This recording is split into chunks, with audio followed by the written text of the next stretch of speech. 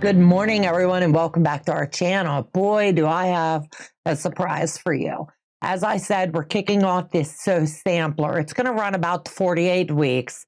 This is Quilting 101, and we've already did the first 5 or 6 weeks of the basics of the journey of a quilt and the history of a quilt and the rulers, how to read a ruler correctly. And I stand by Joe's philosophy: measure twice, cut once, and it works with quilting just as well. So the first block out of the gate for this sampler is near and dear to my heart, and it's by Jelly Roll Club, and it just released this week. So I wanted to make sure that I implement this particular block into this quilt. So feel free to join me along for this journey. I've already shown you the fabrics that I'm using in the prior video. I've taken the liberty to go ahead and cut and set up so that I could streamline this in an efficient manner for each and every one of you. So let me slip down to the table really quick and I'll be able to show you what I'm talking about. I have my iron heating. I've got my little rotary blade chopper that'll help me streamline. I've also got my clapper that as I build, I'll be able to lay it on and it'll keep my seams nice and tidy. So for this block, of course, it's called Walking by Faith. And given the life that Joe and I've had and all the obstacles that we've had along the last couple of years, I wanted to implement this into this sampler. Feel free that if you do not wish to put a cross in yours, you do not have to.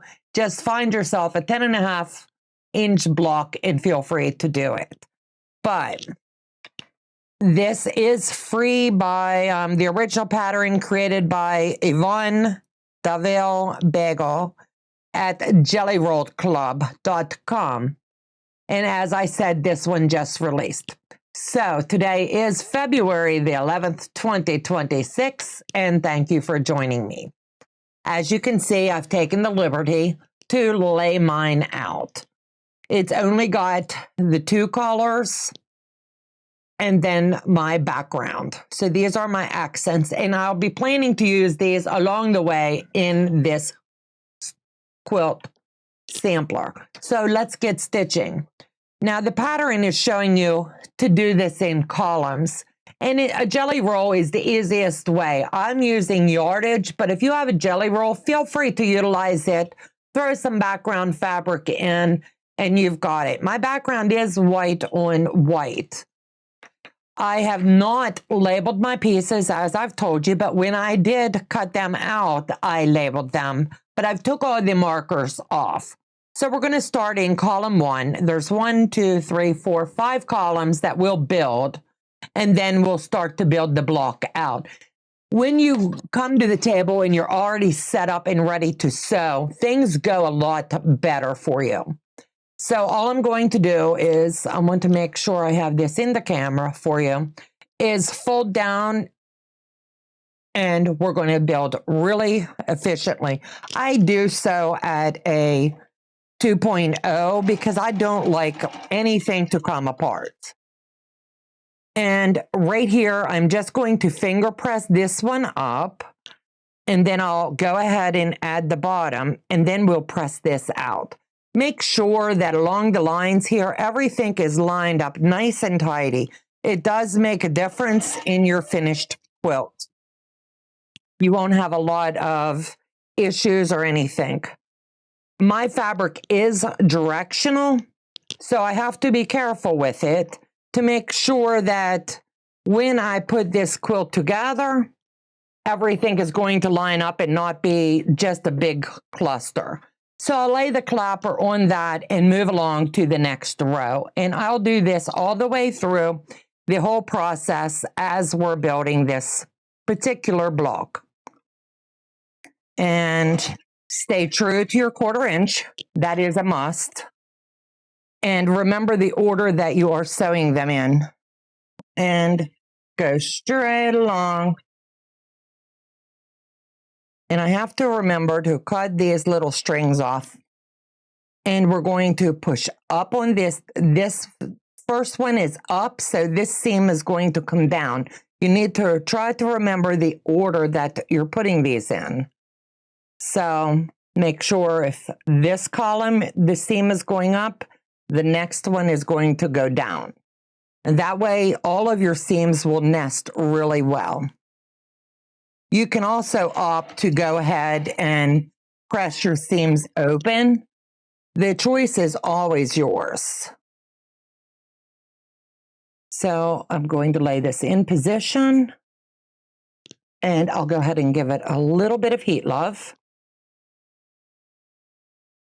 And I'll just slide this right over. And we're going to repeat the process. And a jelly roll is so instrumental in quilting. It saves you a lot of time and effort, and it just comes together so nicely. But if you're true to your cutting, it also works as well. That's why I wanted to make sure that I was using yardage so that I could show you, even with a jelly roll, you cut your 2.5 strip and it comes in nice and tidy for you. So just keep the process going, and this will come together quite fast. The cutting on this block didn't take me 10 minutes, but everybody is different. We all know that. And continue as we build these blocks out for this sampler. It's going to be called Donna's 2026 sampler. And then I think you're going to have fun along the way. So I know the first one was down, so this one's going to go up. I'll finger press this one down. This one will go up, and the next one will go down. And I'll just give it a little bit of a finger press there and bring it straight down. As you can see, it's lining up quite nicely. And I will lay the clapper on and we'll move to the next step. I think this will be really cute. And if you're staying true to your 1/4 inch, when it's time to square your block, you should have no problem at all with the way that it's lining up. And you'll be able to square it up with very little bit of movement. I have taken the liberty, as I said prior videos, I always starch my fabric before. I will starch this block after it's joined together. And I like to make sure, not that it's paper stiff, but stiff enough that it's not going to go askew as I'm building it out. And it's taken me a little while in my journey to realize how important it was to make sure that you are starching or at least pressing it. But remember, if you don't starch before you cut, don't starch at all, because it's going to make your fabric shrink up a little bit, and you really don't want that in a sampler. But that's just my personal preference. And make sure that as you're picking your blocks up, if your fabric is directional, that you are keeping it lined up. You don't want to have one block going one way and the fabric going the other. You don't want it to all be jacked up. So that's just a personal preference of mine. Now we've got the block almost done. So I'll slide this over, and the next thing you will do is just bring this over and line it up.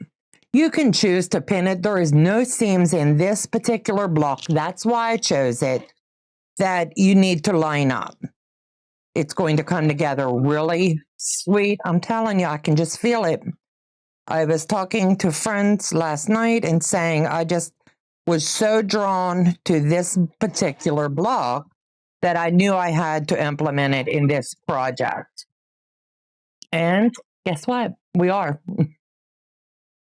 So I'm going to press to the right and just give it a little bit of a finger press here.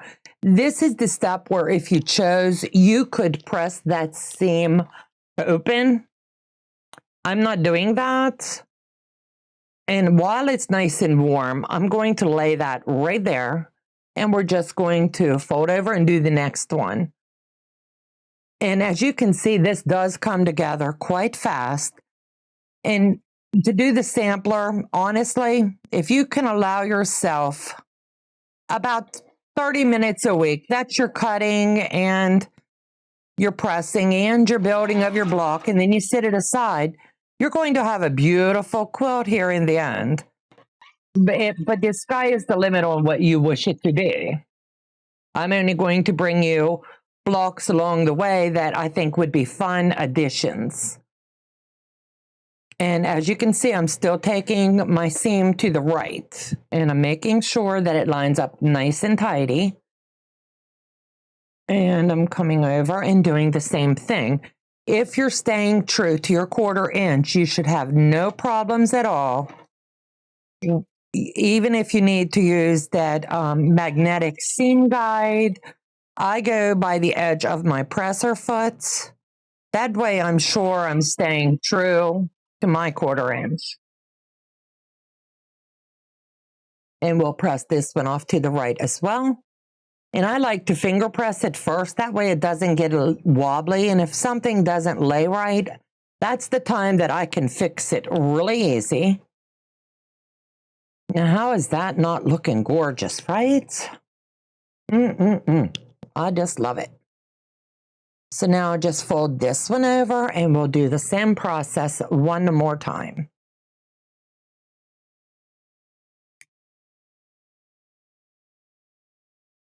I'll pull these in.